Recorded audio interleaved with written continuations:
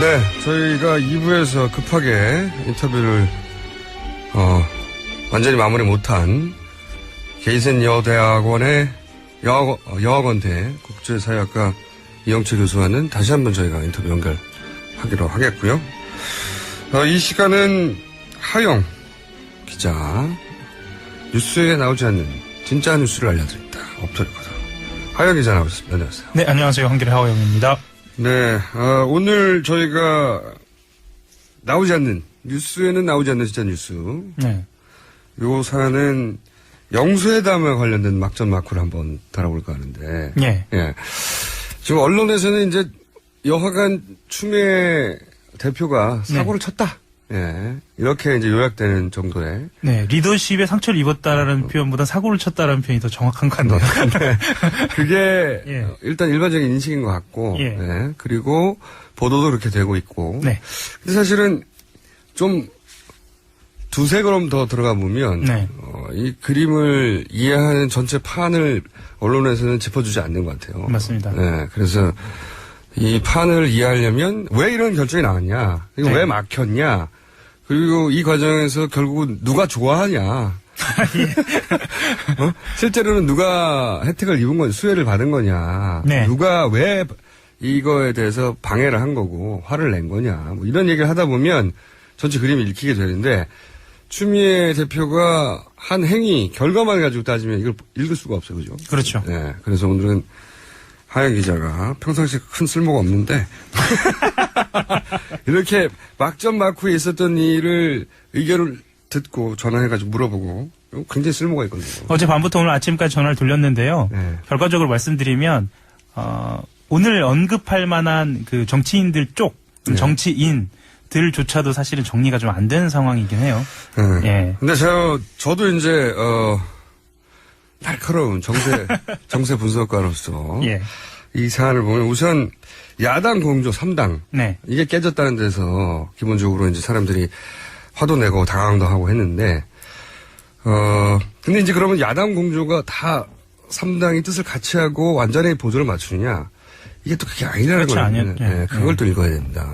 그러면 지금까지 누가 주도해 왔는지 그리고 지금 판은 누구에게 유리한지를 좀 들여다봐야 하는데 먼저 그것부터 읽어가야 되는 예. 거죠. 사실상 박지원 이렇게 해야 돼요. 이름부터 꺼내고 시작하나요? 네. 한광욱 비서실장이 등장하면서부터는 네. 말하자면 한광욱 비서실장 지금 박근혜 정부 청와대와 대화할 수 있는 사람. 유일한 채널. 예. 네. 그리고 지금 현재의 새누리당과 대화할 수 있는 사람. 박지원 비대위원장이자 원내대표 두 개를 동시에 정당 사상 유일하게 가진 예. 이분이 한광욱 청와대 채널 그렇죠. 한광욱 비서실장 친구입니다. 친구. 예. 오랜 세월 친구였고. 막역하다 봐야죠. 네. 그리고 새누리당 비박계 하고 라인도 확실한 거거든요. 확실하죠. 예. 예. 그러니까 양쪽 야당 말고 여당 내에 청와대와 여당 내의 채널을 동시에 풀 가동할 수 있는 유일한 인물이 이제 박지원 대표죠. 그러니까 본인이 가지고 있는 세력에 비해서도 굉장히 자기가 움직일 수 있는 영역을 넓혀놓은 상태죠.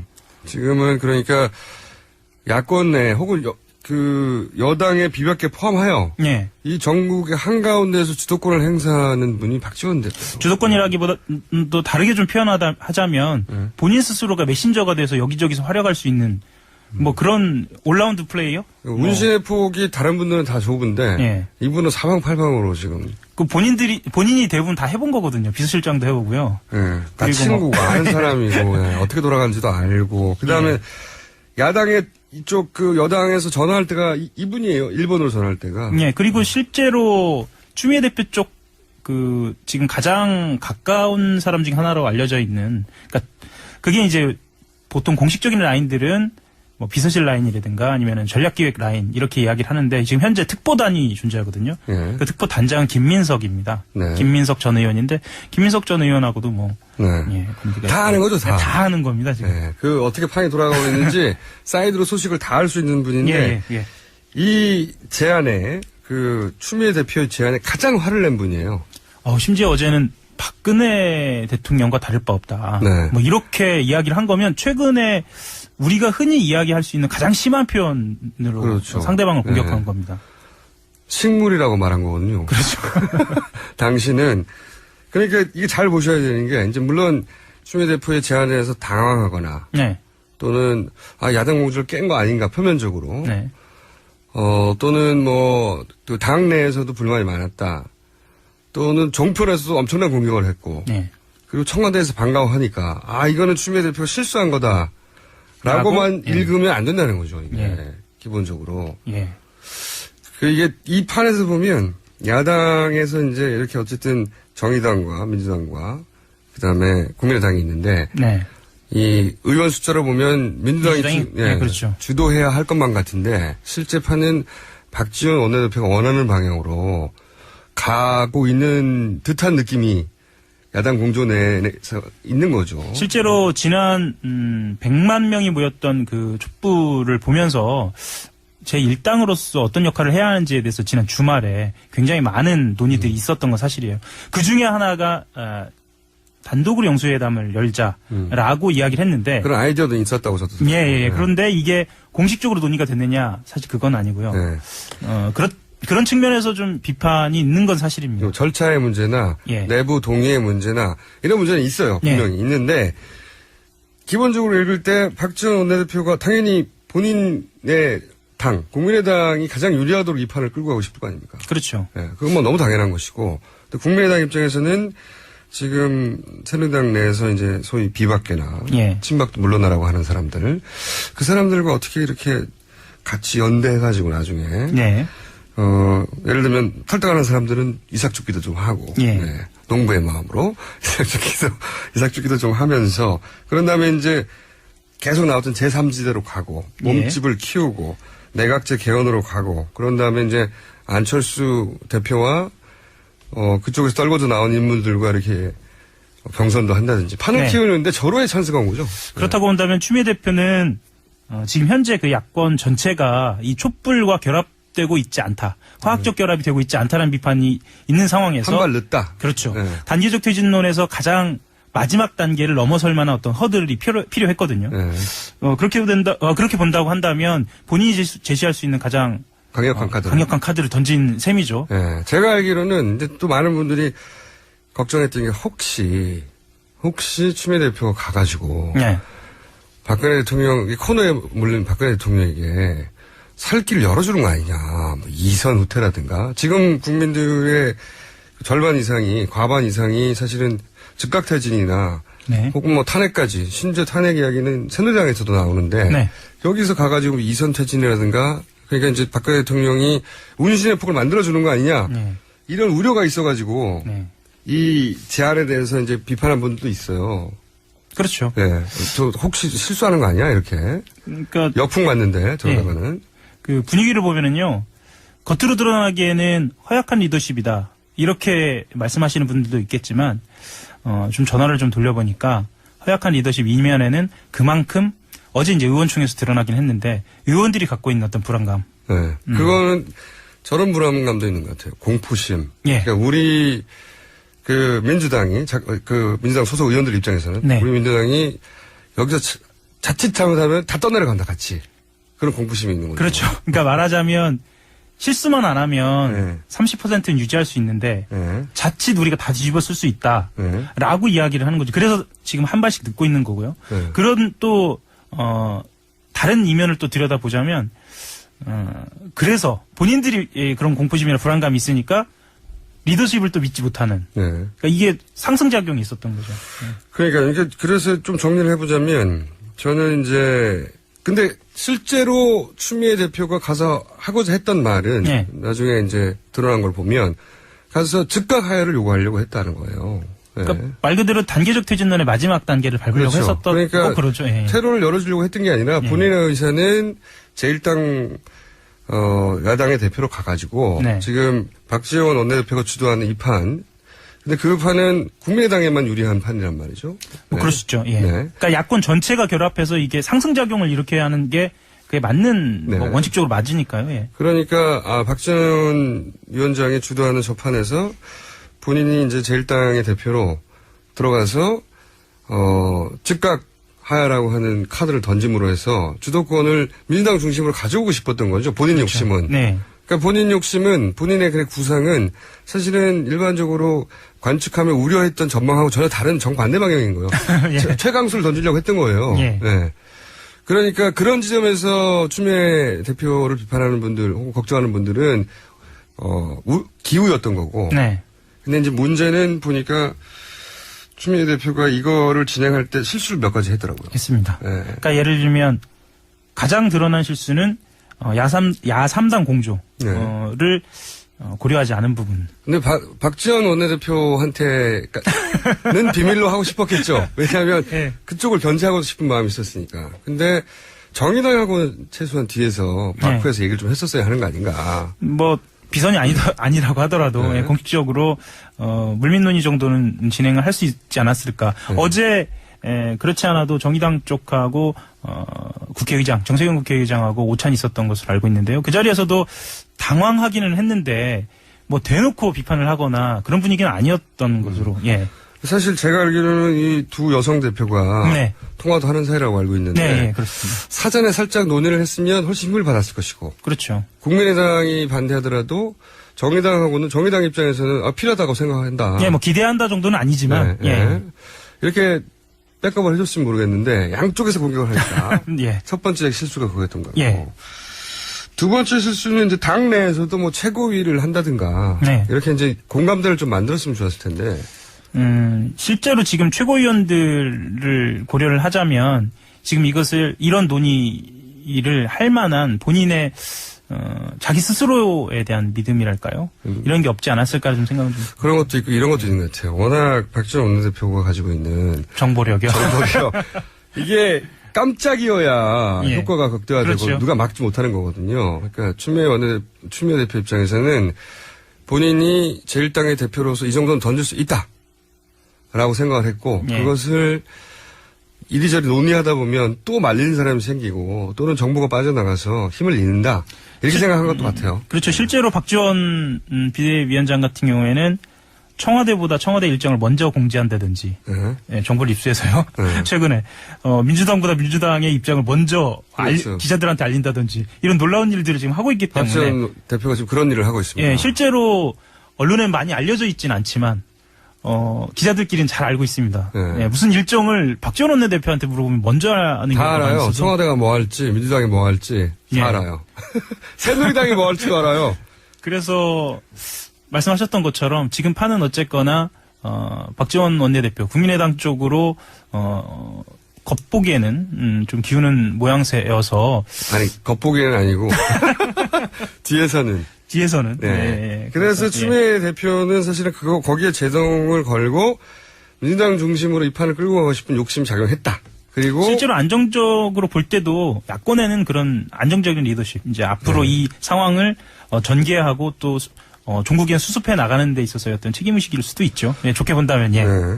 그래서 저 개인적으로는 이 제안 자체는 나쁘지 않다고 생각해요. 왜냐하면 네. 각 당의 입장에서 자기 당의 이익을 극대화하고 동시에 그게 이 정국과 주파수를 맞추는 거면 국민들이 원하는 것과 예. 대통령 만나서 즉각 하여하시라고 더 이상의 옵션은 없다고 제안을 던지는 건 일당으로서 충분히 할 수 있는 일이거든요. 할 수 있는 일이죠. 예, 할 수 있는 일이고 국면을 매조지하는 네. 여기서부터는 더 이상 다른 협상은 없습니다. 의미 있거든요. 네. 근데 이제 여기에 온갖 걱정들 추미애 대표가 실수하는 거 아니냐.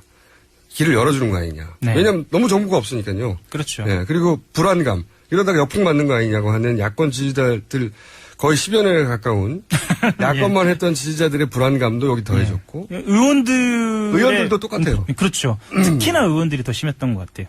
예. 그러니까요. 예. 왜냐하면 민주당 자체가 한 발 두 발 늦었거든요. 그렇죠. 그래서 사실은 결과적으로 이 원내 연석 회의에서 네. 의원 회의에서 긴급 회의에서 사실은 추인해주고 추미애 대표한테 한 번 기회를 줬어야 된다고 봅니다. 그러니까 의원총회의 결정으로 네. 당 대표의 결정을 뒤집는 것, 그러니까 이제 당론이라고 얘기하죠. 근데 사실 생각을 해보면 사실 의원총회에서의 의원들은 국민이 선출한 권력이고 당 대표는 사실 당원이 선출한 권력이기 때문에 반드시 일치한다고 보이지는 않거든요. 그리고 의원총회를 기자들이 보면은 주로 강경한 발언을 하는 사람들이 많이 등장을 합니다. 그 강경한 발언을 하는 분들이 또 자세히 보면 말이죠. 박지원 대표하고 가까운 분들이에요. 그것도 읽어야 됩니다. 이 판을 읽을 때, 추미애 대표 사고 쳤네. 이렇게만 읽으면 안 된다는 거죠, 이게. 제가 이 말씀 좀 드리고 싶은데요. 어제 기자들 앞에서 가장 자세히 발언한 의원총회 분위기를 가장 자세히 이야기해준, 이제 저희들 표현으로 풀해준다라고 이야기를 하는데 그 풀해준 분은, 예전에 비문, 그러니까 말하자면 비노 중에 가장 대표적인 다선 의원이었죠. 그래요. 이 판은 그렇게 된 겁니다. 예. 추미애 대표가 이 판을 민주당 중심으로 주도해 보려고 했는데 네. 그 과정에 몇 가지 실수가 있었고 그 실수를 파고든 쪽에서 이걸 무산시키고 그리고 그 무산된 이유 중에 야권 일반이 가지고 있는 공포심도 크게 작용을 했고 그리고 이 소위 말해서 하루 만에 뒤집어진 영수회담의 네. 최대 수혜자는 그럼 누구냐? 박지원 원내대표입니다. 오늘 제가 굉장히 너무 나와서 박지원 대표 얘기만 하다 보니까 저도 좀 난감하긴 한데요. 오늘은 사실인데 어떻게 해요? 박지원 원내대표 굉장히 행복합니다 지금. 네. 그죠? 제가 전화를 좀 해봤는데요. 네. 오늘 박지원 대표하고는 통화가 안 되고 그쪽 핵심 관계자하고 좀 통화를 했는데 전화했는데 아침부터 목소리 굉장히 밝더라고요. 본인이 원하는 대로 된 거예요. 예, 그렇습니다. 그래서 이 현상만 보고 네. 추미애 대표를 공격하는 건 옳지 않다. 추미애 대표가 한 실수가 있어요. 분명히. 있죠. 예. 사전 정지 작업을 잘 못했고 네. 그리고 당내 의원들로부터도 강력한 지지를 받지 못했고 그리고 본인의 뜻을 관철시킬 만한 발언자들을 앞에 내세우지 못했고 네. 그 총이라는 게 그 앞에 나서서 발언하는 사람들 분위기 따라가잖아요. 그렇죠. 네. 그리고 이제 어떤 해석도 있냐면 지금 추미애 대표 체제가 비선이 움직여서 이런 결정을 내렸다 이렇게 보는 시각도 있고 특히 이제 종편이라든가 이렇게 공격하기 좋은 매체들 이렇게 하고 있는데 지금 그 상황은 아닌 게 분명한 것 같습니다. 이제 공식적인 기구가 있고 특보단이 있고요. 예. 여기 또 하나의 실수라고 한다면 이제 문재인 전 대표하고 어쨌든 지분이 많은 예. 거니까 저 당연히 물어보겠단 말이야. 다 얘기된 거냐. 네. 근데 문재인 전 대표도 연락을 제대로 못 받은 것 같아요, 보니까. 그게 이제 페인트 모션이 아니라 진짜 그런 것 같더라고요, 보니까. 김경수 의원 같은 경우에. 아니, 실명으로 얘기합니까? 뭐 어때요? 의원인데. 아, 그렇죠. 가장, 거짓말을 안 하고 못하기로 유명한. 네, 불리한 거 물어봐도 다 사실로 인정하는. 예. 문재인 대표의 지금 현재 전 대표 비서실장 역할을 한다고 할 수 있는. 그렇죠. 예.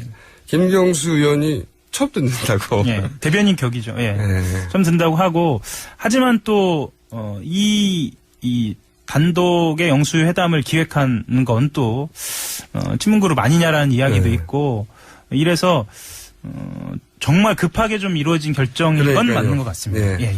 촛불 집회 보고, 예. 여기서 민주당이 또 한 발 더 늦게 가면 안 된다. 네. 한 발 앞서가자고 하는 본인의 결정이 있었던 것 같고, 예. 한 발 앞서가는 게 그냥 하야가 아니라 즉각 하야. 제가 듣기로는 결국 하려고 했던 말은 그거였다고 해요. 즉각 하야라고. 네.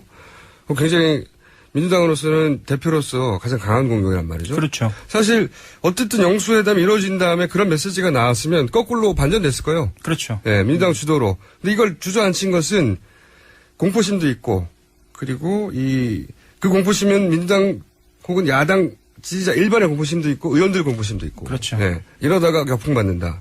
네, 그리고 추미애 대표가 중간에 이제 이걸 주도해서 일을 꾸미는 데 있어서 절차를 좀 생략하거나 깜빡하거나 했던. 그러니까 민주당의 현주소를 좀 보는 거죠. 예. 네. 제대로 리더십이 서 있지 못했던 것을 지금 30%의 지지로 버텨내지 못한 거죠. 네. 이게 그래서 단순히 현재 민주당과 국민의당 지지율만 본다든가. 예. 그러면 당연히 민주당이 주도하겠거니라고 한다거나 또는 그렇게 보면 안 된다는 거예요. 예. 그거 아시잖아요. 제가 몇 명 실명이 나온 다음에 지금 당황을 해가지고. 아니, 저도 전화해봤거든요. 네. 어떻게 된 거냐고. 물어봤더니 이렇게 된 거더라고요. 네. 여하간 이 판을 읽을 때 그래서 박지원이라고 하는 정치인을 빼놓고 이 판을 지금 이해할 수가 없다 이거죠. 네, 그렇죠. 네. 그리고 지금 현재 언론으로 드러나는 것보다 훨씬 더 정치공학적으로 움직이고 있는 복잡하고요. 이면이 있다. 예. 네. 예. 그렇게 생각하면 또 새누리당이 일부 비박에서 네. 탄핵을 주장하는 것도 갑자기 탄핵을 확 몰고 나왔거든요. 네. 본인들이 직접. 이것도 자세히 봐야 됩니다. 그렇죠. 예, 탄핵은 오래 걸리고요. 심지어는 거의 1년 가까이 걸리고요. 그러면 대통령 임기가 거의 끝나기도 하고요. 그렇죠. 로드맵이라는 것을 주도적으로 짜기 어려운 판이 이제 등장을 하는 거죠. 네. 네. 탄핵으로 가게 되면 탄핵을 주도하는 사람은 법사위원장이 되는데 법사위원장이 새누리당 그렇죠. 권성동 의원입니다. 권성동 의원은 아주 대표적으로 네. 그 모든 현안, 특히 이제 국정원 댓글이라든가 사이버사 댓글이라든가 뭐 여러 가지 현안에서 그 새누리당이나 박근혜 정부를 옹호한 네. 예, 그걸로 아주 유명한. 길게 느려서 없애버린 데 특히 예. 길게 느려서 국민의 관심이 사라지게 하는데 예. 아주 특기가 있는 유능한. 유능한 분이고요. 예. 그래서 이제 야 하야 아니면 탄핵인데 둘 다 이게 쉬운 옵션이 아닌 거죠. 그렇죠. 대통령은 법적으로 하야하지 않겠다고 하면 대통령의 권한 정지하는 이 법적 근거가 아무것도 없어요. 그리고 실제로 어제 김종필 전 총리 인터뷰도 나왔지만 지금 민주당 의원들 사이에서 그 공포심 중에 하나는 절대로 박근혜 대통령은 자기 신의 거취를 지금 뭐 예를 하야라든가 아니면 절대 안 하죠. 예, 하지 않을 것이다라는 그런 생각도 좀 있는 것이죠. 그렇기 때문에 저는 더더욱이 추미애 대표가 네. 즉각 하야라고 하는 메시지를 일당 야당 대표로 던질 수 있도록 열어줬어야 되는데 네. 그걸 막은 사람들은 많아요. 그렇죠. 예. 박지원 원내대표의 그 화려한 플레이만으로 된 게 아니고요. 네. 야당 지지자 일반이 가진 불안감도 공포심도 작용한 겁니다. 그렇죠. 그러니까 추미애 대표만 욕먹을 일은 아니다 이게 기본적으로. 예. 예. 불통이 아니라 보안을 지키려고 했던 것도 있는 거거든요. 왜냐하면 본인보다 먼저 하니까. 그렇죠. 본인이 이런 발표를 하기 전에 네. 사실 이게 나갔으면 박지원 원내대표가 당장 튀어나와서 민주당에서 야당 공조를 깨고 영수회담을 제안하려고 하는 것 같은데. 그렇죠. 본인의 페이스북, SNS 모든 걸 동원하고 기자회견, 뭐 기자 간담회 미리 모든. 공조했겠죠. 그렇죠. 네. 네. 뭐 당연히 왜 지금 이정현 대표가 문자 보내고 살짝 보여줘서 다 붕괴시켜버리지 않습니까? 그쪽의 의도를. 기가 막히죠. 그런 플레이는. 네. 예. 그런 플레이는 굉장히 능한 분이라서. 그러니까 겉으로 들어가면 보지 마시고. 네. 네. 추미애 원내대표가 실수를 하였으나 그 의도는 그리고 그 한수는 필요했던 한수라고 저는 개인적으로 평가합니다. 지금 여론은 그렇지는 않은데. 지금 여론은 그렇지 않죠, 당연히. 예. 하지만 본인이 그걸 결국은 되게 하는 것도 본인의 정치적 능력이거든요. 그렇죠. 예. 아마 문재인 대표 이야기를 좀 하셨지만 문재인 대표 쪽에서는 당권의 길, 그러니까 당의 길은 당이 결정하도록 하는 이런 원칙론 좀 답답하죠. 그분은 원래 그러잖아요. 예. 그런 원칙론을 지켰다고 볼 수도 있을 것 같습니다. 하여간 제가 보기에는 추미애 대표가 한 수를 던졌는데 그 한 수를 끝까지 관철시키기에는 본인의 정치적 역량이나 환경이 부족했다. 네. 예. 냉정하게 말해서 본인이 견딜 수 없는 한 수를 던져버린 거죠. 네. 관철시킬 수 없는. 조금 더 기다렸으면 어땠을까라는 판단도 내부적으로는 좀 있습니다. 알겠습니다. 예. 이것 때문에 박근혜 대통령에 대한 평가가 바뀌지는 않습니다. 예. 대세에는 지장이 없을 거라고. 근데 이게 소재가 나온 거죠. 예. 여당에서 동경할 소재, 야권끼리는 분열을 시킬 소재. 그러니까 정치 혐오를 좀 불러 일으킬 수 있는 소재도 되기도 하고. 네. 예. 그리고 이제 그 책임은 모두 추미애 대표한테 가겠죠. 네. 본인이 잘못했던 잘했던 간에. 예. 어쩔 수 없어요. 네. 정치인이 자기 수에 대해서 책임져야 되니까. 오늘 여기까지 할까요? 네. 큰 도움이 됐나 모르겠네요. 여전히 부족했던 것 같습니다. 앞으로는 좀 더 많은 실명을 거론하는 것으로. 예. 알겠습니다. 지금까지 하영 기자였습니다. 감사합니다. 예, 감사합니다. 자, 불친절한 AS 센터입니다. 대구 경북에서 뉴스공장 듣는 분입니다. 여기는 0591 번호 쓰시는 분인데 대구 경북입니다. 역시 방송이 재밌네요. 아침마다 서울시내 교통상황 잘 듣고 있습니다. 이런 분들 제가 많다고 들었어요. 쓸데없이 서울시내 지리를 막 익히기 시작한 지방분들 써먹을 때가 있겠죠 뭐. 네. 그리고 한일 군사해병을 두고 정부가 지금 하고 있는 일을 지하에 이순신 장관님께서 하신다면 통과하실 일입니다. 네. 몇백 년 전분이 아니라 지금도 통곡할 일이에요. 많은 분들이. 이 군사협약 관련된 이야기는 저희가 앞으로 계속 다룰 생각입니다. 여기까지입니다. AS. 자, 조성주가 간다. TBS 사장님 제일 개인적으로 좋아하는 코로 제가 알고 있습니다. 무슨 사연인지, 어떤 이유인지 모르겠는데. 개인적인 데는 없습니다. 네. 비선 실세인지는 잘 모르겠으나, 조성주 저기당 전 미래정치센터 소장님, 이번 주는 어디 다녀오셨습니까? 원래는 뭐 그런 생각도 했어요. 현지에서 아직도 트럼프 반대 시위가 계속되고 있다고 해가지고, 네. 현지 취재 한번 해볼까 했는데, 네. 비행기표 살 돈이 없어서 못 갔습니다. 진짜 지원이 안 돼요. 사장님, 비행기표 좀 사주세요. 네. 예. 대신 지난 주말에 있었죠. 아마 이제 여러 군데에서 브리핑을 했을 텐데 3차 촛불 집회 100만 명이 모인 자리에 다녀왔는데요. 근데 이제 그냥 집회는 일단 뭐 많은 시민들이 왔지만 조금 그 안에서 이제 좀 독특한 집회를 따로 취재를 했어요. 네. 기자들이 그날 따로 집회를 열었습니다. 모여서. 기자들이. 네, 기자들이요. 취재해야 되는 기자들이 거기 가서 집회를 연 거군요. 예, 한 700명 정도가 모여가지고 네. 따로 이제 집회를 열더라고요. 기자들이. 그래서 이제 그걸 취재해 왔습니다. 저는 못 봤는데, 취재해야 될 사람들이 취재 안 하고 집회를 한 특이한, 집회였습니다. 누군지 일단 들어볼까요? 네. 진보적 성향을 갖고 있는 사람은 JTBC 보면 되고, 보수적 성향 갖고 있는 사람, TV조선 보면 된다. KBS, MBC, 안 보면 그만이다. 궁금하지 않다. 관심 없다. 맞습니다. 지금 공영방송 KBS와 MBC 신사가 딱 있습니다. 어제 KBS 9시 뉴스 거기서 청와대 출입 기자가 이렇게 보도했습니다. 7시간 의혹에 대해서 청와대는 이렇게 밝혔습니다. 반전이 있었다. 대통령은 부인했다. 주어가 다 청와대, 주어가 다 박근혜입니다. 그리고 마지막에 명예훼손에 해당될 수 있으니 주의하라고 당부하는 말까지 덧붙였습니다. 이래가지고 기회 잡을 수 있습니까? 네. KBS 분들이 나오신 거군요. 예, 이분은 이제 언론노조 KBS 성재호 본부장님인데요. 집회 때 이제 발언하시는 겁니다. 그러니까 뭐냐면은 이날 이제 기자분들만 뭐 신문사나 방송 모든 기자분들 또는 언론계 인사들이 한 700명 정도 모여서 이제 따로 집회를 했는데요. 이제 핵심은 이겁니다. 이번에 이제 최순실 박근혜 게이트라고 해가지고 굉장히 많은 언론 보도들이 쏟아지고 있고 특히 또 일각에서는 오랜만에 언론이 제 역할을 하는 거 아니냐. 그렇죠. 뭐 이런 얘기가 있어요. 이게 장벽을 열어주니까 언론의 그렇죠. 실력 발휘를 하기 시작했어요. 네, 뭐 심지어는 이제 이전에 좀 진보적 유권자들이나 시민들이 비판받던 TV조선조차도 굉장한 역할을 하고 있는 거 아니냐. 이런 얘기 있어요. TV조선은 이제 사사로운 이익이 걸리는 것도 있죠. 그래. 그런데 네. 이게 이제 그런 측면도 있지만 한편에서는 기자들이나 언론인들 입장에서는 자괴감이 있다는 거예요. 그러니까 뭐냐면 지금까지 우리 뭐 했냐. 그러니까 이번에 시민들이 길을 열어주니까 우리가 이제 이런 걸 하는 거 아니냐. 김예춘 비서실장님이 일을 잘하신 거죠. 그렇죠. 최근에 밝혀진 비망록에 보면 비판 언론들을 발본색원 정도로 압박하고 하라고 했다는 게 최경화 기자의 브리핑에도 브리핑에서. 나왔죠. 전 민정수석 예. 비망록에 나온 이게 다른 사람이 증언했다가 아니라 민정수석의 노트에 나온 거예요. 이렇게 적혀 있다고. 그런 말 했죠. 그러니까 이제 언론인들 입장에서는 이런 거죠. 그때는 숨죽여 있었던 거 아니냐 우리가. 네. 그러니까 언론으로서 역할 그때부터 못했던 거 아니냐. 특히 이제 공영방송들. 네.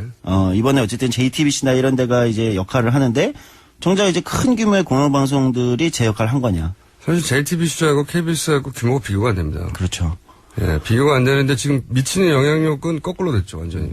그러니까 올해 이제 이날 집회는 뭐냐면 언론인들이 단순히 박근혜 최순실 게이트를 비판하는 것이 아니라 우리부터 반성해야 된다. 우리 제 역할을 한 것에 대해서 고민해보자. 이런 얘기들이 이제 쏟아져 나온 겁니다. 제가 잠깐 며칠 전인지 몇 주 전인지 언급한 것 같은데 사실은 이런 어딘지 밝힐 수는 없고 공영방송 쪽에서 탐사보도하는 팀에서 저한테 연락이 왔어요. 왜 연락하셨냐고. 어떤 연락이요? 이전부터 알던 분인데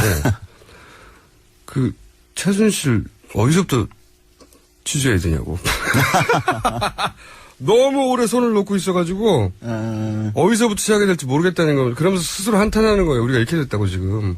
싫어합니다. 싫어. 예. 말씀드렸죠. 제가 알아주는 탐사보도 저널리스트라고.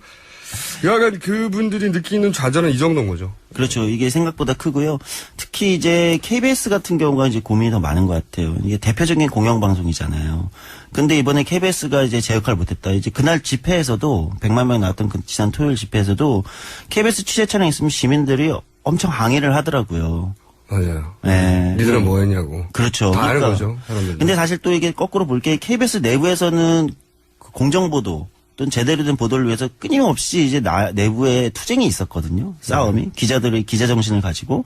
그런데 이제 그게 힘이 붙였던 거죠. 네. 그리고 이제 이 기회에 나와서 한탄도 하고 알아달라고도 하고 우리끼리 네. 다시 제대로 잘해보자고도 하는데. 그렇죠. 반성도 있고. 네, 같은 정권 아래서는 이게 되겠나 싶어요. 왜냐면 뭐 비서실장이 바뀌고 하면 좀 달라질 수도 있긴 하겠지만 그 기조 네. 눈치를 봐왔던 사람은 맞던 사람은 더 이상 안 때려도 스스로 피하거든요. 움츠리고. 무엇보다도 이제 기존의 방송이나 그 언론 쪽에 이제 위에 데스크라고 하는 또는 경영진 여기가 이제 여기는 그대로인 거잖아요. 사실.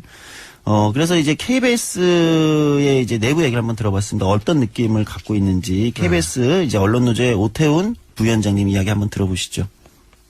마음속에 울분들은 다들 가지고 있어요.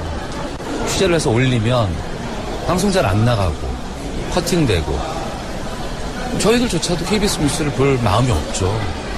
그리고 참담하죠. 지난 이명박 박근혜 정권 때부터 3번의 파업을 해요, 저희가. 그런데 달라지진 않아요. 그리고 이제 점차 그동안 목소리를 높여서 싸웠던 사람들은 배제되죠. 누락이 되거나 힘이 없는 부서라든가 방송을 취재하거나 이런 쪽보다는 다른 여타 부서로 보내신다거나 편집 부서로 간다거나 이런 경우가 좀 많이 있어 왔고 달라지지 않는다는 건 참 무력하게 만드는 것 같아요. 그렇죠. 이게 한참 힘을 모아서 싸우는데 안 달라지면 계속 힘이 빠지게 돼 있죠. 예. 그렇죠. 그러니까 이제 KBS 내부에서도 고민이 많았던 거죠. 그러나 해봐야 이제 뭐 소용 있냐 뭐 이렇게. 예, 그런데 또 한편에서는 참 흥미로운 것은 어쨌든 지금 시민들이 뭐 100만 명이나 거리로 나올 정도로 이제 민심이 들끓고 있지 않습니까? 근데 이제 원래는 예전에는 우리가 이제 언론을 뭐 권력의 제4부 이래잖아요. 삼권 분립에서 제4부가 언론이다.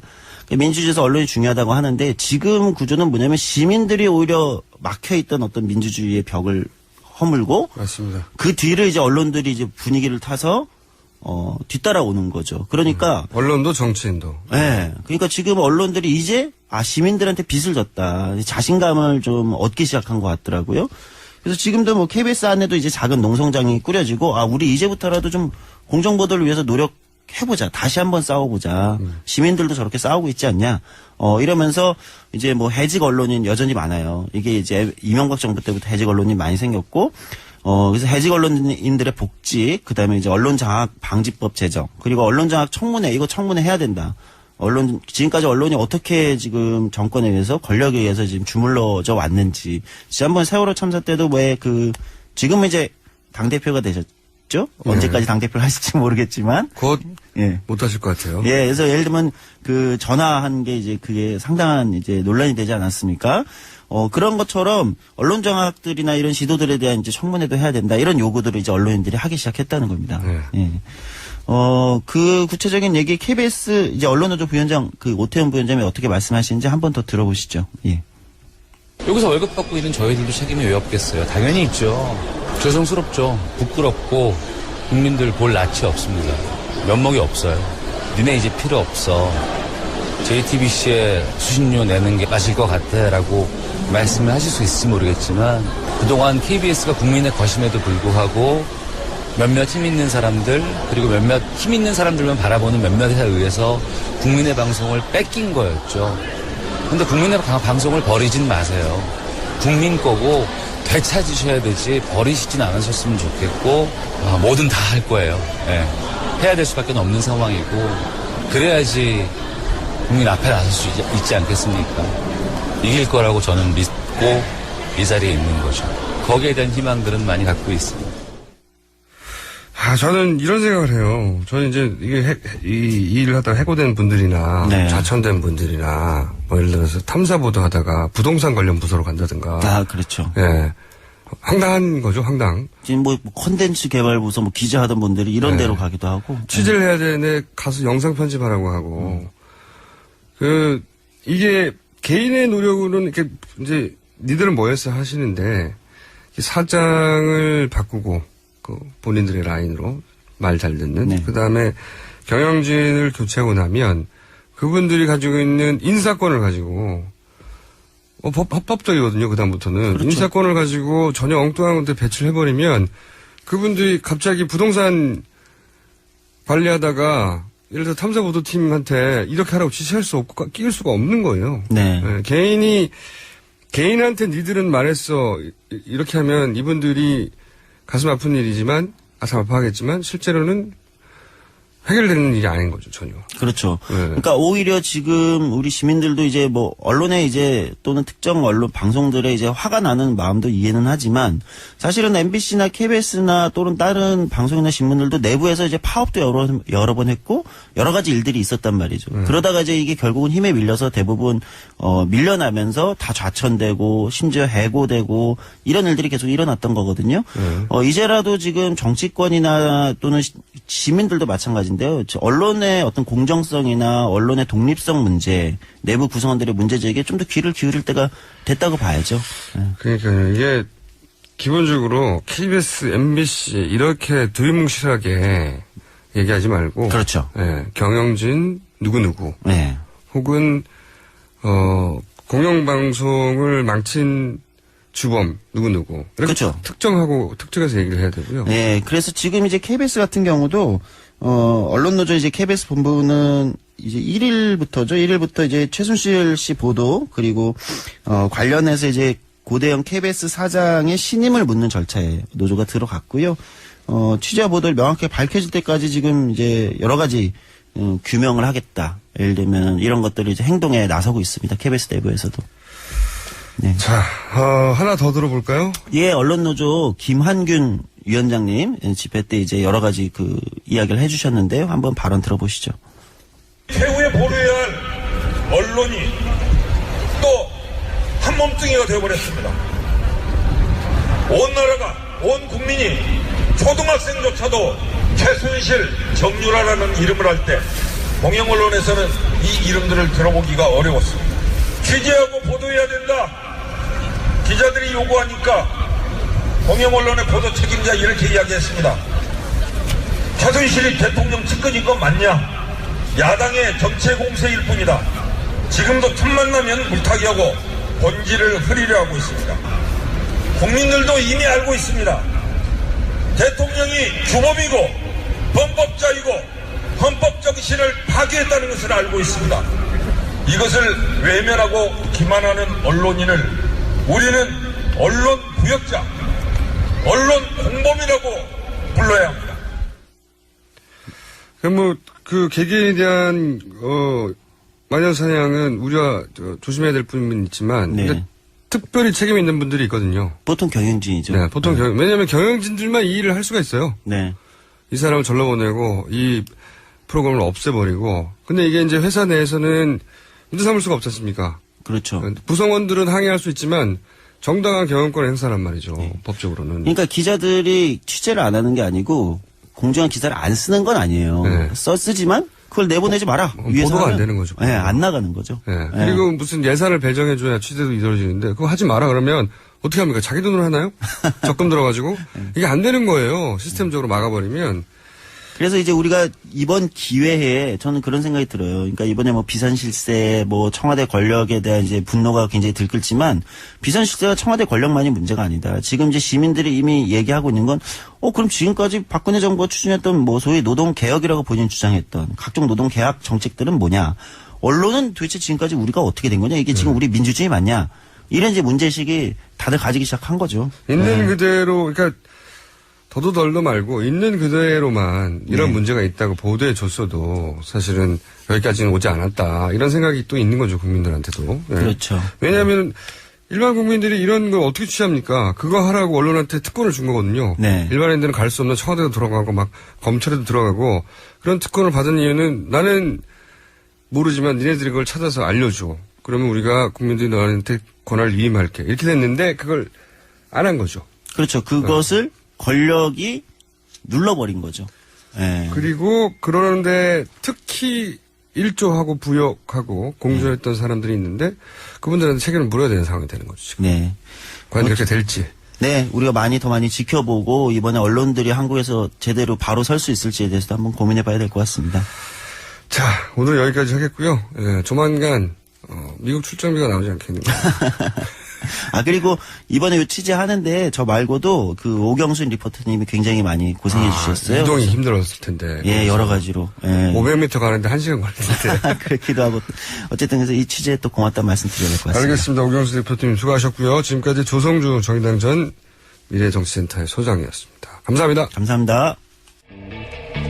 자, 오늘 여기까지입니다.